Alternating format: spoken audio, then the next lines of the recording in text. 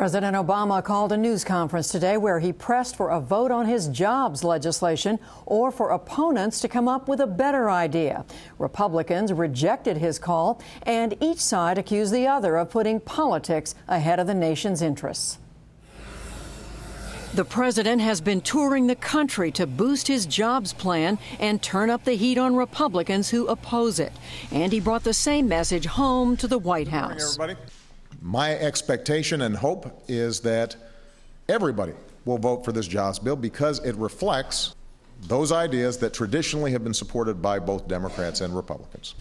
If it turns out that there are Republicans who are opposed to this bill, they need to explain to me, but more importantly to their constituencies and the American people, why they're opposed and what would they do. The president issued that challenge over and over during a news conference that ran more than an hour.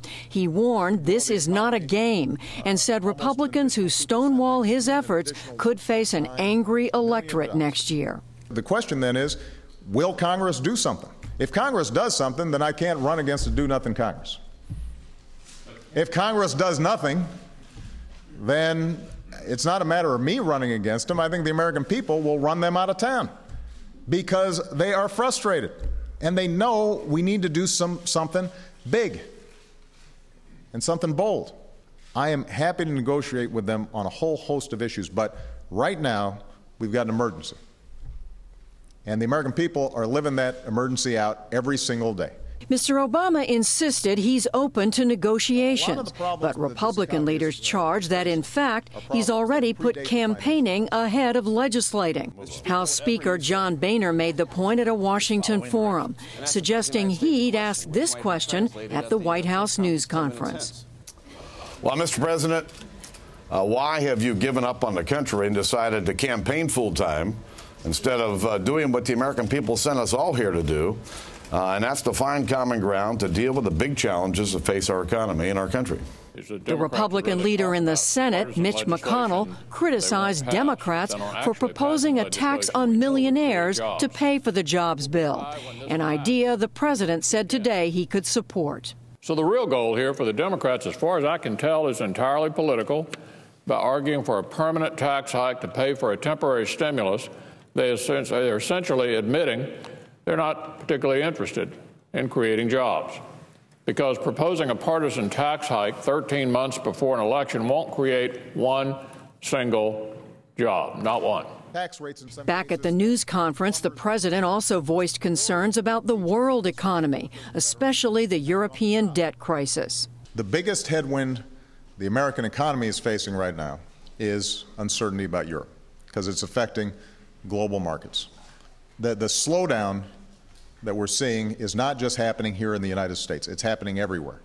And uncertainty around Greece and their ability to pay their debts runs on, in the capital markets, on the debt that many of these southern European countries have been facing, as well as Ireland and Portugal. All that's put severe strain on the world financial system. Mr. Obama also confronted questions about a $500 million federal loan guarantee to Solyndra. The solar panel maker declared bankruptcy last month. The overall portfolio has been successful. It has allowed us to help companies, for example, start advanced battery manufacturing here in the United States. It's helped to create jobs. There were going to be some companies that did not work out. Solyndra was one of them. But the process by which the decision was made was on the merits. It was straightforward. The president was also pressed on a Justice Department operation called Fast and Furious. It targeted gun running along the U.S.-Mexico border, but it lost track of many of the weapons. I have complete confidence in Attorney General Holder in how he handles his office. He's indicated that he was not aware of what was happening in Fast and Furious. Certainly I was not, and I think both he and I would have been very unhappy if somebody had suggested that guns were allowed to pass through that could have been prevented by the United States of America. All right? In the end, though, President Obama said Americans care mainly about jobs, and they increasingly doubt that Congress cares. In response, Senate Democrats said they will call a vote on the president's bill next week.